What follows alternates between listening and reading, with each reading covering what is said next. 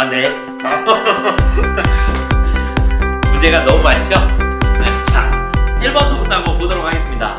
다음은 당좌 자산 중 현금 및 현금성 자산에 대한 설명이 다 틀린 것은 타임 발행 수표 현금 및 현금성 자산, 당좌 수표, 당좌 예금, 현금성 자산.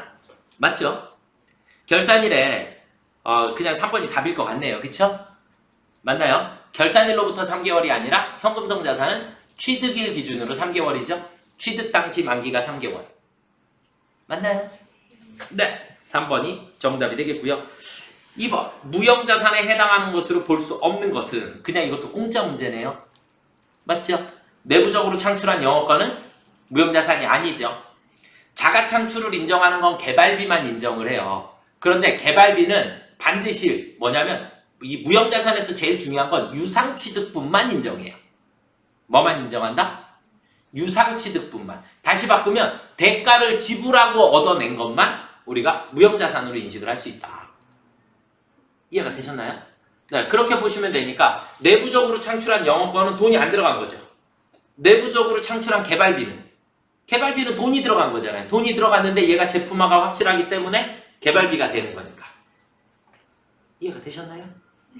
네. 그래서 3번이 정답이 되겠고요. 자, 다시 3번에 재고자산이 또 나왔어요. 재고자산, 옳지 않은 것은 재고자산은 이를 판매하여 수익을 인식한 기간에 매출원가를 인식한다.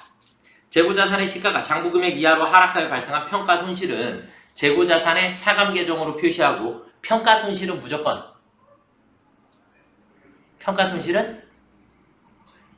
네, 원가에 포함. 아시겠죠? 평가손실은 그래서 제가 무조건 정상적이라 그랬어요. 맞나요? 그 다음에 감모손실은 정상적인 경우랑 비정상적인 경우가 있죠. 정상적이면 원가에 포함, 비정상이면 영업의 비용. 이해가 되셨나요? 아시겠죠? 네, 그래서 평가손실은 무조건 매출원가에 포함시키게 됩니다. 그래서 계정과목 이름이 재고자산 평가손실인데 얘는 매출원가에 플러스 해주는 계정과목입니다. 아시겠죠? 네, 뒤에 손실이 붙더라도 얘는 영업의 비용이 아니라 매출원가에 플러스 해주는 계정과목입니다. 그래서 정답은 2번이 되겠고요. 3번 보게 보시면 재고자산의 장부 수량과 실제 수량이 차이가 발생하는 경우 감모손실, 정상적이면 매출원가에 포함, 그 밑에는 비정상이니까 영업의 비용. 이해되시죠? 네. 자, 수익에 대한 설명 중 잘못된 것은 수익은 재화의 판매, 용역의 제공이나 자산의 사용에 대하여 받았거나 또는 받을 대가의 공정가치로 측정한다. 용역 제공 거래의 성과를 신뢰성 있게 추정할 수 없고 발생한 원가의 회수 가능성이 낮은 경우 발생한 비용 범위 내에서만 수익을 인식하는 게 아니라 용역의 제공은 수익의 인식 기준을 진행 기준으로 합니다. 무슨 기준으로요? 진행 기준. 그래서 원가 대비 몇 프로 진행이 됐냐를 따져주시고 진행한 것만큼을 우리가 수익으로 잡게 됩니다. 이해가 되셨나요? 네. 그래서 용역의 대표적인 게 건설업이에요. 건설업. 그러면 건설업은 우리가 내부적으로는 원가를 짤 거고 외부적으로는 판매가를 책정을 하겠죠. 상대방한테는 판매가의 견적서를 줘야 되니까. 그쵸? 그런데 내부적으로는 얘의 원가를 잡겠죠. 그런데 예를 들어서 우리 회사가 원가를 50% 정도 지출을 했다. 그러면 전체 판매가의 50%만큼의 매출을 잡아야 하는 겁니다. 내 장부에. 그게 작업 진행률이에요. 무슨 말인지 이해가 되셨죠? 네. 그렇게 보시면 될 것 같고요. 이자 수익은 무조건 원칙적으로는 유효이자율법을 적용을 하게 됩니다. 성격과 가치가 유사한 재화나 용역 간의 교환은 유사한 그랬으니까 동종자산 간의 교환이죠. 그러면 수익을 발생시키지 않죠. 그렇죠? 동종자산은 처분손익이 없고 이종자산만 처분손익이 발생을 하게 됩니다. 이해되시죠? 네. 자, 5번. 유가증권에 대한 설명이다. 틀린 것은 유가증권은 지분증권, 채무증권. 단기매매증권, 미실현 보유손익은 단기손익. 미실현 보유손익이 뭔가요? 미실현 보유손익? 평가손익을 미실현 보유손익이라고 하는 거예요. 평가손익. 그래서 단기매매증권의 평가손익은 단기손익으로 영업의 수익, 영업의 비용으로. 매도가능증권에 대한 평가손익은 기타 포괄 조직류 계획으로. 이해가 되셨나요? 네. 자, 그 다음에 그러면 정답은 4번이 되겠죠? 만기까지 보유할 적극적인 의도와 능력이 있으면 만기 보유 증권이라 해야죠. 그쵸? 네. 그래서 4번이 정답. 자, 6번. 다음은 변동비에 대한 설명이다. 변동비. 변동비는 어떻게 되죠? 변동비는 조업도가 증가할수록 총원가가 증가하는. 맞죠? 단위당 원가는 일정한. 이해되셨나요? 네. 그래서 정답은 몇 번이에요? 4번. 공짜죠? 그쵸? 단위당 원가는 조업도가 증가할수록 증가해도 일정하다. 이해되시죠? 네, 그냥 쉬운 답을 빨리빨리 찾아가시면 됩니다. 그죠? 네. 자, 매출원가를 계산을 하면 그랬습니다. 매출원가를 계산을 하게 되면 그러면 우리가 T자 계정을 뭐만 그리면 되나요? 제품 계정만 그리면 나올까요? 우리 원가회계에서는 제가 T자 계정 4개를 그려드렸고요. 원재료, 제공품, 제품, 그 다음에 전선전미, 당미당선, 지급소비 했나요? 네, 그래서 T자 계정 4개를 반드시 외워주셔야 하고 있고요. 우리가 제공품 계정하고 제품 계정은 두 가지는 어쩔 수 없이 당연히 다 외워야 하겠고요. 그쵸? 네. 그러면 항상 우리는 기초와 기말이 존재를 하고 그 다음에 단기 총재조원가, 재료비, 노무비, 제조간접비가 들어가겠죠? 그러고 나면 완성품이 나오겠죠? 제품. 그럼 이 완성품이 그대로 제품 계정으로 넘어오겠죠? 그럼 여기 제품도 기초가 있고 기말이 있겠죠? 완성품 넘어오고 그 다음에 매출원가가 나오면 되죠. 이해가 되시나요? 네. 자, 그러면 지금은 제품 계정만 그려도 답이 나오니까 기초 제품 재고액 얼마래요? 10만원. 그 다음에 단기 제품 제조 원가가 50만원. 제공품에서 넘어온 거죠? 이렇게. 맞죠? 그 다음에 기말 제품 재고액은 20만원. 빼주시고 나면 매출원가는 40만원 나오겠네요. 이해가 되시죠? 아시겠죠? 네. 자, 문제 8번으로 넘어가겠습니다. 개별원가 계산의 특징이 아닌 것은 이것도 아까 했어요. 그래서 정답은 몇 번이요? 4번. 공정별로 집계하는 것은 종합원가라 했어요. 아시겠죠? 네. 종합원가는 공정별로. 개별원가 계산은 작업별로. 개별 작업별로. 그래서 얘 하나하나를 뭐라고 한다고요? 제조 지시서. 제조 지시서라고 하는 거고 얘네들이 전체가 모여 있으면 이 전체 표를 우리는 작업 원가표, 원가 계산표라고 얘기를 하는 거예요. 아시겠죠? 네.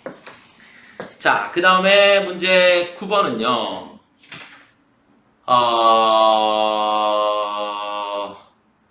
종합원가 계산 제도에서 다음 자료를 통해 제품 원가를 계산하시오 그랬어요. 제품 원가 평균법에 의해서 지금 이렇게 시험 문제가 나오면 일단 패스하시고 넘어가신 다음에 실기까지 다 푸시고 시간이 남으면 이 문제 풀러 오시는 거예요. 풀으실 수는 있으실 거예요. 풀으실 수는 있는데 문제는 우리가 평균법이다 라고 하게 되면 우리가 평균법 식은 말썽 말총 이렇게 했죠. 그쵸? 그런데 우리가 재료가 언제 투입됐죠? 50% 시점에 투입된다 그랬고 그 다음에 가공비는 균등하게 발생을 한다 그랬죠.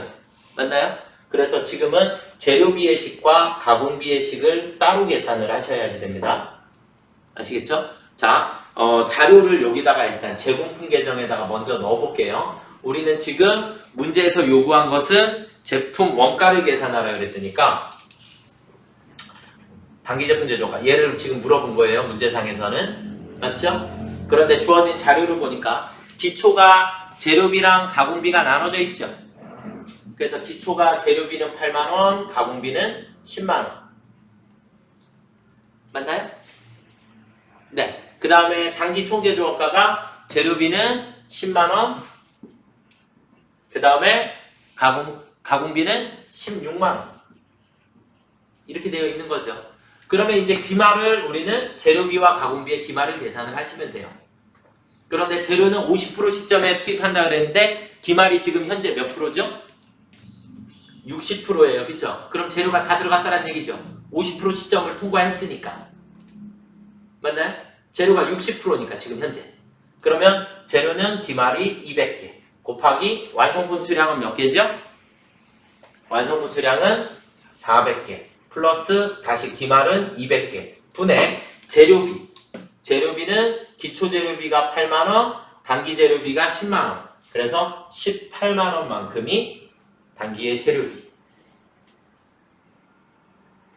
총은 기초 플러스 단기라 그랬죠? 기초 플러스 단기인데 지금 재료비식과 가공비식을 따로 세워야 되니까 기초재료비 8만원, 단기재료비 10만원. 그래서 18만원. 이렇게 넣어주시면 그러면 얼마 나오나요? 6, 3, 3, 2, 6 그럼 6만원 나오겠네요. 그렇죠? 계산은 누가 해요? 계산기가. 그쵸? 그래서 600개니까 6이니까 6, 3, 18 그러면 하나가 얘가 3개니까 3, 2, 6 하니까 6만원이에요. 그죠? 네, 자 그 다음 가공비는 기말의 완성도가 60%니까 6, 22, 120개로 계산하셔야 되고요. 완성분 수량은 400개 플러스 120개 분의 가공비 얼마예요? 26만원. 맞나요? 그쵸? 520 그러면 또 절반 그러면 얘도 6만원 나오겠네요. 맞나요? 셈을 빨리 하죠. 네, 얘는 둘 다 520이니까 26의 2배죠. 그러니까 얘 하나로 얘를 2개로 보는 거죠. 2로 나누면 6 이렇게 된 거예요. 아시겠죠? 네, 그래서 6만원 기말제공품은 12만원. 그럼 12만원 빼면 4만원 남으니까 32만원이 정답인가요? 이해가 되시나요? 방금 어떻게 해요? 어떻게? 얘 합계해서 얘만 빼면 되잖아요. 양쪽의 합은 무조건 같아야 되니까. 그래서 차변에 합계내서 12만원 기말 빼주시면 32만원. 맞죠? 이해가 되십니까요? 그래서 얘가 시간이 걸리기 때문에 문제를 마지막에 풀으시라는 거예요. 나중에. 아시겠죠? 원가에게는 어떻게 보면 무조건 문제를 풀으실 수는 있어요. 풀으실 수는 있는데 계산하는 데 시간이 걸리기 때문에 여러분들이 문제를 다 풀고 난 다음에 오셔서 풀으시면 되겠습니다. 넘어가도 될까요? 네, 그래서 정답은 몇 번이에요? 1번인가 보네요. 그죠? 네. 자, 그 다음 10번. 다음 중 공손품에 대한 설명으로 옳지 않은 것은, 공손은 불량품. 그쵸? 그래서 불합격품을 말한다. 정상 공손은 능률적인 작업 조건 하에서도 발생되는 게 정상 공손이에요. 잘 하고 있는데도 어쩔 수 없이 생기는 거. 이해가 되셨나요? 비정상 공손은 잘못했기 때문에 생기는 거. 이해가 되셨죠? 네. 그러면 정답은 4번일 것 같네요. 비정상 공손에 허용한 데는 품질검사 기준으로 하여 품질검사에 합격한 합격품의 일정 비율로 한다. 일정 비율로 정해진 건 정상 공손이죠. 비정상 공손은 알 수가 없다고요. 잘하고 있는, 잘못해서 생기는 거니까 변수죠, 얘는. 그쵸? 네, 정상 공손은 내가 알고 있는 거고. 그렇게 보시면 될 것 같습니다. 자, 11번 보시겠습니다.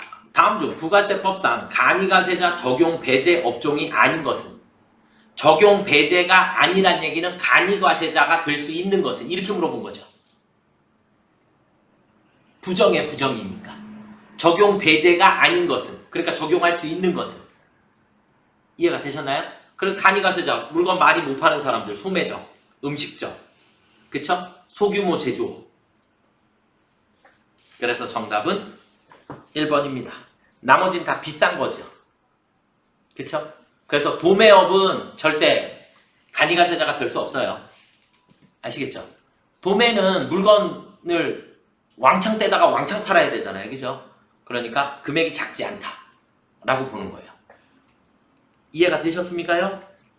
네. 12번 보겠습니다. 다음 중 소득세법상 사업소득금액 계산 시 필요경비에 산입되는 항목은 면세사업자가 부담하는 부가세 매입세. 경비 맞나요? 빙고. 네, 자, 제가 면세사업자라 그랬어요. 제가 면세사업자라 그랬고 교육서비스업이니까 그럼 저는 부가세 내고 사요, 안 내고 사요? 물건 살 때.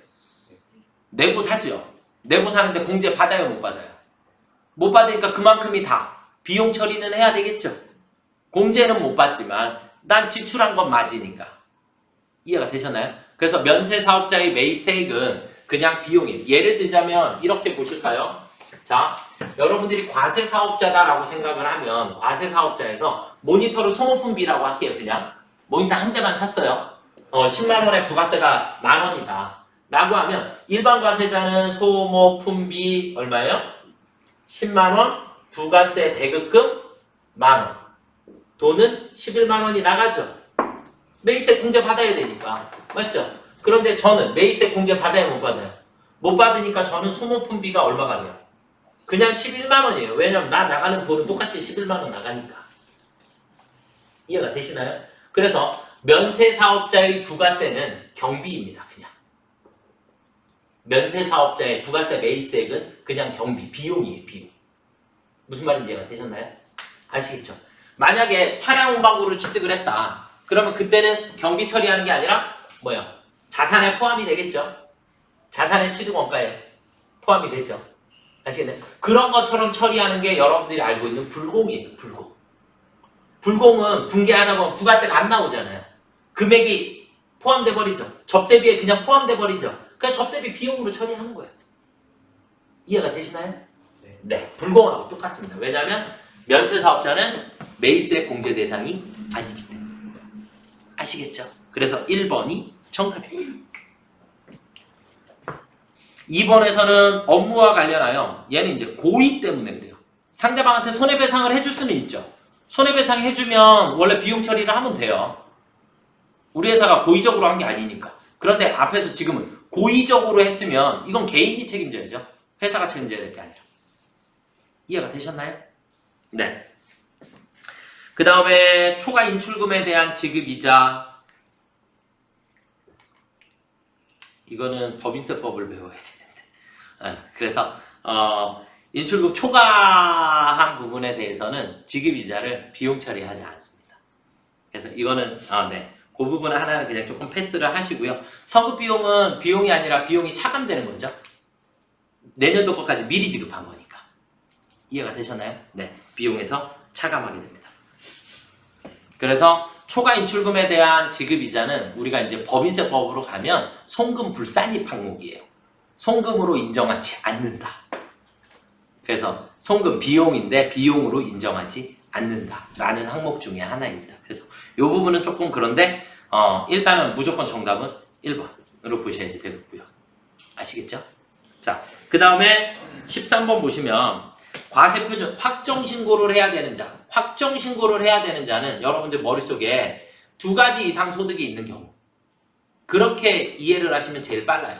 우리가 근영이익회사 이렇게 있는데 얘는 이렇게 하고 근영이익회사 이렇게 있으면 이 중에 예를 들어서 2가지 소득이 있어요. 그럼 무조건 종합소득신고 해야 해요. 아시겠죠? 이해가 되셨나요? 근데 한 가지 소득만 있으면 그냥 근로소득만 있으면 연말정산하고 끝나죠.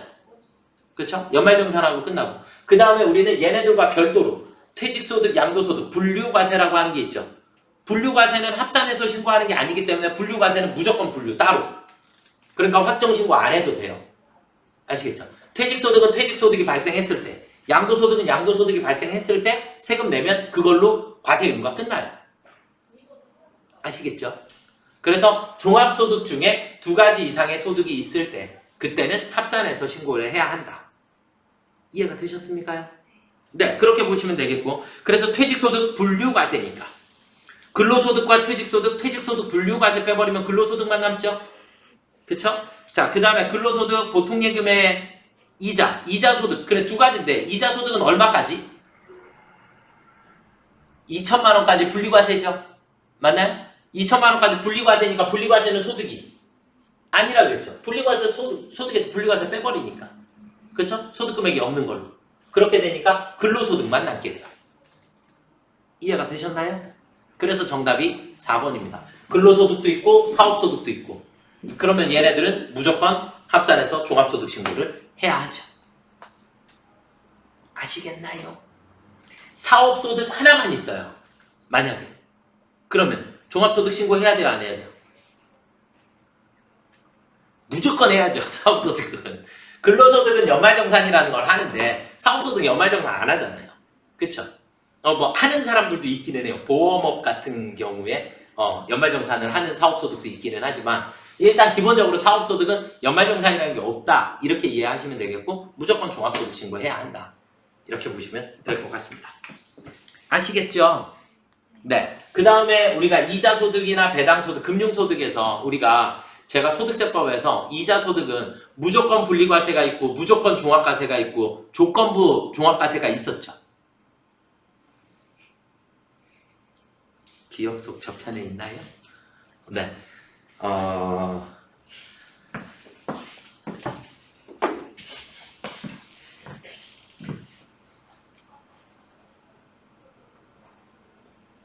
다음에 하죠. 얘는 우리가 이자소득에는 해드릴게요. 자, 이자소득을 우리가 소득금액 계산할 때 2천만 원이다라고 계산을 하잖아요. 그쵸? 2천만 원 이하이면 분리과세로 처리를 하니까. 그래서 이자소득 안에는 무조건 분리과세가 있고요. 무조건 종합과세가 있고 그 다음에 조건부 종합과세가 있어요. 해드렸던 기억이 나시나요? 안 나시나요? 네. 그래서 무조건 분리과세 대상이다. 무조건 분리과세 대상은 직장공제 외 초과 반환금, 법원 보증금 이자. 무조건 종합과세에는 원천징수하지 아니한 거. 원천징수하지 아니한 거. 그 다음에 출자 공동기업의 배당소득. 출자 공동의 배당소득. 얘네들은 무조건 종합소득이다라고 봐요. 무조건 종합이라고 보고 그 다음에 조건부 종합은 일반적인 이자소득. 일반적인 이자와 배당소득 그 다음에 비영업대금의 이익이 나와요. 비영업대금의 이익. 이렇게 되는데 우리가 조건부가 뭐냐면 이 둘의 합이 2천만 원이 넘어가면 조건부는 뭐가 돼요? 무조건이 돼요. 무조건 종합으로. 2천만 원이 안 되면 조건부는 뭐가 돼요? 분리과세가 돼요. 무슨 말인지 이해가 되시나요? 아시겠죠? 그래서 무조건 분리에 직장공제 여기 한 개 더 있다. 비실명 이자소득. 요즘은 뭐 비실명이 없으니까 비실명 이자소득이 있고 직장공제의 초과 반환금, 법원 보증금 이자 이런 게 있거든요. 그런데 얘네들은 무조건 분리과세. 그러니까 원천징수 함으로써 과세 의무가 끝나요. 무조건 분리과세니까. 그렇게 되고 원천징수를 안 한 건 세금을 내야 되잖아요. 그쵸? 그러면 무조건 종합이에요. 그러면 이자소득 하나만 있어도 종합소득세 신고해야죠. 세금을 안 냈으니까. 이해가 되시나요? 네, 그렇게 보시면 될 것 같고 출자 공동기업의 배당금은 얘는 어떻게 보면 사업소득으로 봐야지 되는 게 맞아요. 그러니까 출자 기업의 배당금을 받은 거니까 그래서 얘는 사업소득으로 봐야 하기 때문에 얘네들은 소득세를 다시 계산해라. 이렇게 개념으로 이해하시면 되겠고 그 다음에 일반적인 이자는 조건부니까 이제 2천만 원에 해당하냐 안 하냐 무조건 종합과 조건부를 합산했을 때예요. 둘을 합산했을 때 2천만 원이 넘어가면 조건부가 종합이 되고 그 다음에 2천만 원이 안 되면 조건부가 분리과세 소득이 된다. 이렇게 이해를 하시면 됩니다. 아시겠죠? 제가 해드릴까 말까 막 많이 써있거든요. 머릿속에다가 넣으셔도 되고 네, 안 넣으셔도 크게 지장은 없으실 것 같습니다. 그래서 아무튼 근로소득하고 합산돼서 나와요. 다른 소득들이 다. 그런데 우리가 부양가족 측정하는 기준들 다 아시죠? 그쵸? 그래서 그거에 기본적으로 맞춰주시면 문제를 조금 쉽게 풀으실 수 있지 않을까 라고 생각이 듭니다. 그래서 정답은 4번이 되고요. 14번 다음 중 부가가치세법상 영세율과 면세제도에 관한 설명으로 옳지 않은 것은 국내에서도 영세율 적용이 될 수 있고요. 내국거래가 영세죠. 맞나요? 네, 내국거래가 영세고 면세사업자는 재화의 매입으로 부담한 매입세액을 환급받을 수 없다. 맞죠? 면세 사업자 환급이 불가능하고 면세 포기 신고한 사업자는 신고할로부터 3년간 면세로 다시 돌아갈 수 없고요. 그래서 정답은 4번이 됩니다. 면세 사업자가 영세율과 면세 동시에 적용할 수 있는 재화를 공급하는 경우에 면세는 면세를 포기해야 영세율이 가능해요. 아시겠죠? 네. 그래서 4번이 정답입니다. 면세는 무조건 면세로만 공급이 가능합니다. 면세는 어떠한 경우에도 세금계산서를 교부할 수 없습니다. 아시겠죠? 네. 15번. 다음 자료는 2020년 2기 확정신고기간의 자료이다. 부가세 과세 표준은 얼마인가? 세금계산서 발급 매출이 1억 원이래요. 그런데 그 안에는 할부이자 상당액 200만 원은 포함되어 있대요. 근데 할부이자는 부가세가 붙죠? 연체이자는 부가세가 안 붙는다 그랬고. 맞나요? 그러니까 할부이자 포함되어 있는 게 당연한 거고요. 현금으로 지급한 판매장려금은 해당 사항이 없죠. 돈에는 부가세가 붙어요, 안 붙어요? 안 붙어요. 이해가 되셨나요? 그런데 제품으로 지급한 판매장려금은 이건 간주공급이죠. 재화가 나갔으니까. 이해가 되셨나요? 그래서 시가를 포함시켜야죠. 그러면 1억 100만 원의 공급가액이 나오겠네요. 무슨 말인지 아시겠습니까요? 네, 여기까지 82회를 마무리해 드리도록 하겠습니다.